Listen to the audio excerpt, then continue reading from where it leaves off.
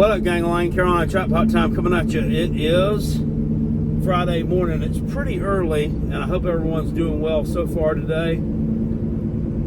Texas A&M and South Carolina will square off tomorrow night in Williams-Brice Stadium and do battle for the, I don't know, whatever consecutive time since 2014. South Carolina has won one game in this series. I believe it is 9-1 in favor of Texas A&M, if memory serves. It might be 10-1. It's 9-1. It's 9-1 in favor of Texas A&M, which is pitiful on a lot of levels. And A&M is a 3-point favorite in the game tomorrow. However,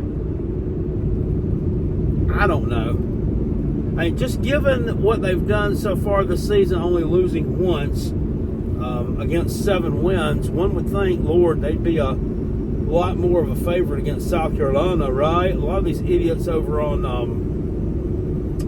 I don't know, these talking heads over on CBS and the Danny Cannells and the people. See, that's why this Cover 3 show that they do over there, I like it. I mean, they're kind of funny and entertaining, but then most of them shit on South Carolina. So that's why I don't really particularly like them a whole lot. I just tune out of it. I like folks that are more objective. Now, I'm not objective. But then again, it's not my job to be. So I don't really care for that. But a lot of people think Texas A&M should be more like a 7-point, 10-point favorite, just by virtue of record. But they haven't. They're just looking at records. They're not diving into these games and how these games have actually played out and why South Carolina's 4-3 and what makes them 4-3. And like it's actually an accomplishment that they're 4-3 against a schedule which has admittedly been pretty tough. Now, once again, I'm not one who's going to sit here and talk about schedule and beat my chest over how tough it is or poo-poo about how hard it is or cringe about how weak it was this year and how we really might not be that good. But South Carolina's schedule has been a little bit tougher than what Texas A&M's has been. Or has it? I don't know. Texas A&M played Arkansas. They're a pretty good team. Everybody says they're a sneaky good team this year. Well, not sneaky good. They're just pretty good. I mean, let's just go on ahead and say it. I mean, nobody's sneaky. I mean, everything's out there for you to see. That term's kind of old and played out. Nobody's sneaky good anymore. Everything is exposed, 100%. They went on the road and beat Florida. Everybody picks on Florida because Florida has a coach on the hot seat. Because Florida fans can't accept the fact that their program's just a little bit above mediocre. You've had flashes you've had a couple of decades of excellence with Steve Spurrier and like a decade of excellence with Urban Meyer. Well, actually, it wasn't even a whole decade of excellence with Urban Meyer. It was only like 6 years, really, of really good, maybe 5 years of excellence with Urban Meyer. Outside of that, I mean, you've been just a little bit above mediocre. You know who didn't have mediocre? Dan Mullen. He had you a little bit above mediocre, but you fired him because you're just constantly in search of God knows what. I don't know, but you're going to fire Napier, which admittedly he's not great. I mean, like if my job was on the line a couple weeks ago at Tennessee, there ain't no way in HE double hockey sticks the Carolina Jackpot wouldn't have went for 2 after we scored that touchdown to keep from having to go to overtime with those tards who still had the momentum. And it's very hard to win an overtime game on the road. Let's just be real. It's hard. You know who has done it? South Carolina. South Carolina's done it. South Carolina done it in Florida in 2014. South Carolina done it at Mizzou in 2013 also. I'm trying to think of other times South Carolina might have done it. Anyway, I know we've done that. It's been a while since we went to overtime. Yeah, but those are who A&M's played, so that maybe the schedule's not quite as weak as you think it is. They had a tough game against Bowling Green. Everybody says, look at that. They ain't that good. They almost lost to Bowling Peen. They only beat Bowling Peen 26-20. South Carolina only beat Old Dominion 23-19. So maybe our schedules are a little bit more evenly matched up than what you think they are. I mean, we like to say that matchup against Alabama was that was tough. I was against a tough team, blah, blah, blah, blah. But then everybody else out the other side of their mouth is talking about how shitty Alabama is this year and how down they are, and they've never seen an Alabama team in such disarray. And it's like we use everything to fit. We use things to fit whatever narrative we want to. We'll make a team good, and then if we want it to fit another narrative, we'll make a team bad. Excuse me. Just with the same thing with Mizzou, that Texas A&M props that up as a good win because Mizzou had only lost one game up to last week. Now they've lost two, but everybody else discredits it because they say, well, Missouri's not any good anyway, which they're not. So there's that, man. But what I really want to get into, I went off on a tangent here talking about this game. This trophy that South Carolina and Texas A&M play for, the Bonham Trophy, this is a freaking big deal. It's a real big deal. You can have your world's largest outdoor cocktail party. You can have your Red River Shootout. You can have your Civil War. You can have your Paul Bunyan's axe, your little brown jug, your little glass slipper, whatever. But this Bonham Trophy, okay, even I can't say that with seriousness. What the hell is the Bonham Trophy?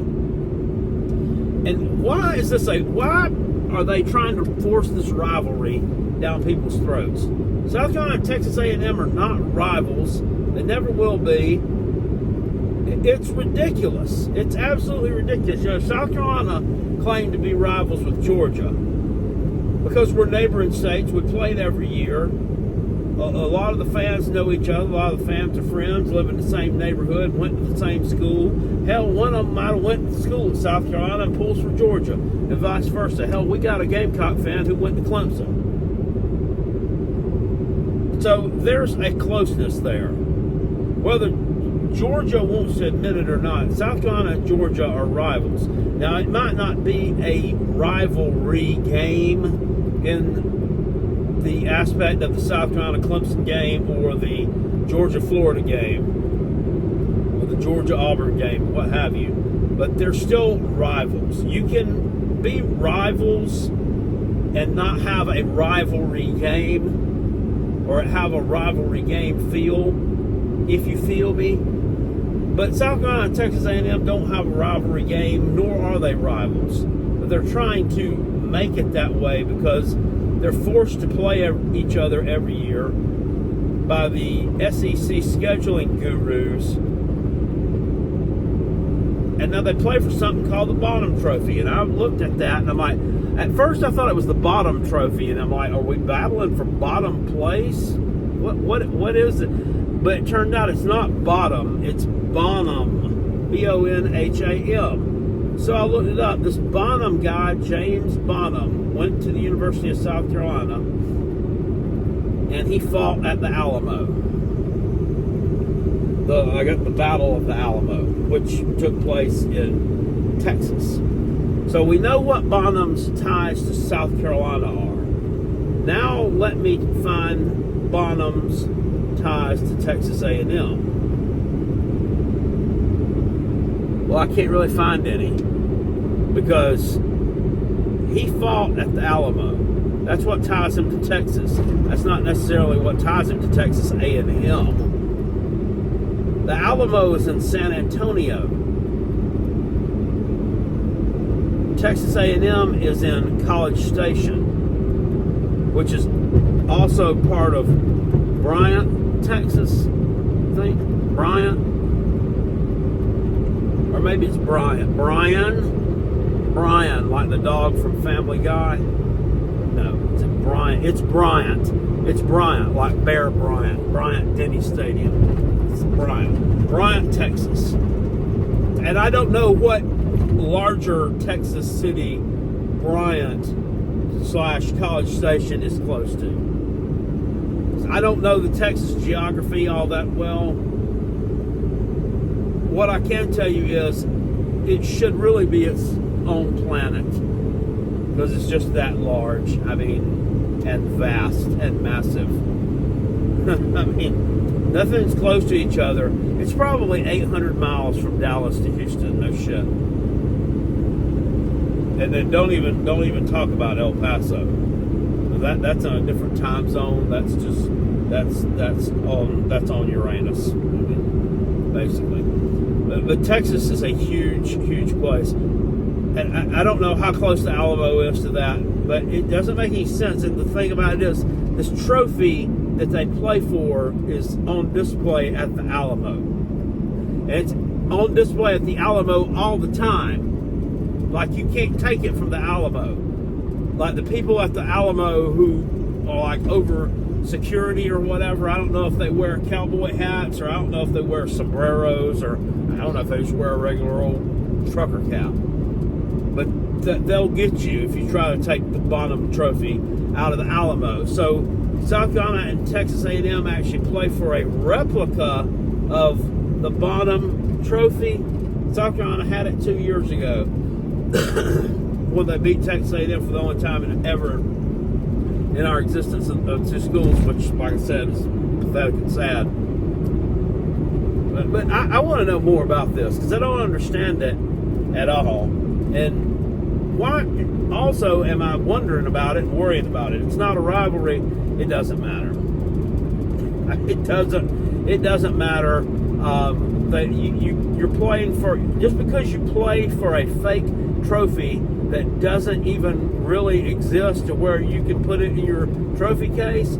See, that's the thing in 2022, especially if they wanted to talk about South Carolina having nothing in the trophy case to show. Well, we could have had the Bonham trophy if y'all were to give it to us after we won the game, but instead we got a stupid replica of the Bonham trophy. Well, we don't want to put a replica in our trophy case. If we want to, when we want to start filling it, we want to start filling it with meaningful things, and replicas are not meaningful things. That's just where I'm at on that, because they've said about us for years. This was a line that, well, Clemson fans use it because they've won a couple of national championships, so I've heard. But fans in the other SEC programs talk about it too with the Gamecocks. The fans, they got a Alabama mouse in the trophy case. That's the dumbest old played out stupid saying. It's almost as bad as Rent Free and give them their flowers. Alabama mouse, Vanderbilt trophy case. We'd kill to have Vanderbilt's trophy case. Don't disparage Vanderbilt's trophy case. They won the SEC in 1934. The Alabama mouse, Vanderbilt trophy case. What does that even mean? What does that mean? South Carolina has fans who are passionate and want to see their team win, and when they actually do something good, we talk about it and crow about it a little bit. That's having an Alabama mouth and a Vanderbilt trophy case. Well, in that case, every fucking one of you do. Every damn fan base out there's got an Alabama mouth and a Vanderbilt trophy case. So fuck off. It's a forced rivalry. It doesn't feel like a rivalry. You don't get up for it every year. South Carolina versus Georgia was much more of a rivalry. In my opinion, we were rivals. South Carolina and Florida, it seemed like, were rivals. South Carolina and Tennessee were rivals. South Carolina and Texas A&M is not. And South Carolina and Mizzou is another. We play for the Mayor's Cup. The Mayor's Cup, which if it's because both of them are in Columbia, Missouri, Columbia, South Carolina. That's clever. But do we really play for the Mayor's Cup? Can anybody tell me if there is a real Mayor's Cup that gets traded back and forth, determined by who wins this game? Is there a real one, or do we play for a replica of a Columbia versus Columbia Mayor's Cup, and the real Columbia versus Columbia Mayor's Cup is on display in the lobby of the City Hall in Terre Haute, Indiana? Because that would make all the sense in the world. That makes about as much sense as the real Bonham trophy that the Gamecocks play for against Texas A&M being at the Alamo, where you can't get your hands on it. forced rivalries that they're making these teams do because they've moved and shuffled these conferences around so much that from a TV perspective, from a watchability perspective, I like it. They're good. It's cool. I like watching USC play Penn State. I enjoyed that. It's different. I'm going to like seeing Oregon and Michigan play in a conference game. I like seeing Texas play. I like seeing Texas play Vanderbilt trophy case. The other week, it was cool. It's different. And Texas and Georgia play for that. But you can't. You have to let these rivalries grow organically. That's the only way it's going to work. You can't force something, otherwise it's fake, and people are just going to rebuke it. So that's absolutely what they're going to do. That's a church word, isn't it? Rebuke makes me think of Duke and Duke football. Speaking of Duke football, they play Miami this week, and I need to make another video at some point later on today with some point spreads for this weekend that we're going to talk about in just a little bit. Oh, by the way, last night, for the first time in a while, because I've been on a cold streak and I haven't been talking about gambling too much because I've been losing a lot, I finally was able to get a win on a parlay, a same game parlay that I did. The under in the Tulane versus Charlotte game hit, and I found out about it because I fell asleep during it and I woke up, and Tulane covered the spread.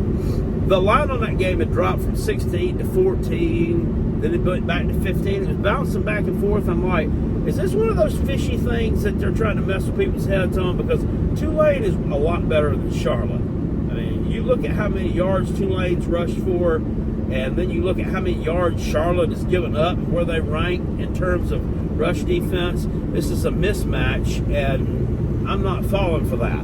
So what I said, I ain't falling for that. And I knew Tulane had a pretty good defense. They're ranked about number 50 in the country, which is not great, but it's stout. It's good enough, and it's good enough to stop a shitty team like Charlotte. And that is exactly what happened. So that's why I knew to take the under. And I also knew to take Tulane to cover that measly little 15-point spread. Yeah, they won by 31. So they doubled that up.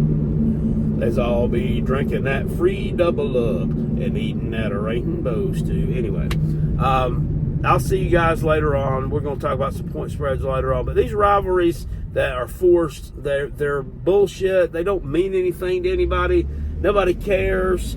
And I would soon, if I never saw Texas A&M on the schedule again, and I could see Tennessee every damn year, I'd be as happy as a lark. I really would, because it just means more. Anyway, I'll see you guys later on. Appreciate it. Peace, and I'm out of here. Go Gamecocks. Woo!